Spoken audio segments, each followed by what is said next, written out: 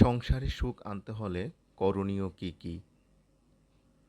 সংসার সুখের হয় রমণীর গুণে, এ কথাটি সর্বদা মেনে চলুন। সংসার জীবনে সুখী হতে হলে স্ত্রীর কথা শুনতে হবে। স্ত্রীর কথা মতো চললে সংসারে উন্নতি হয়। অধিকাংশ ক্ষেত্রে দেখা যায় স্বামী স্ত্রীর খারাপ সম্পর্কের প্রভাব সন্তানের উপর পড়ে।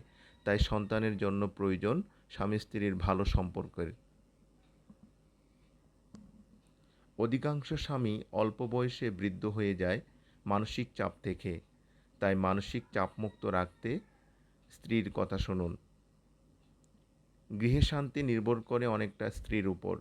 স্ত্রী যদি মানসিক সুস্থ না হন, তাহলে আপনার সকল অর্জন বৃথা হয়ে যাবে। তাই মানসিক সুস্থ রাখতে স্ত্রীর কথা শুনুন।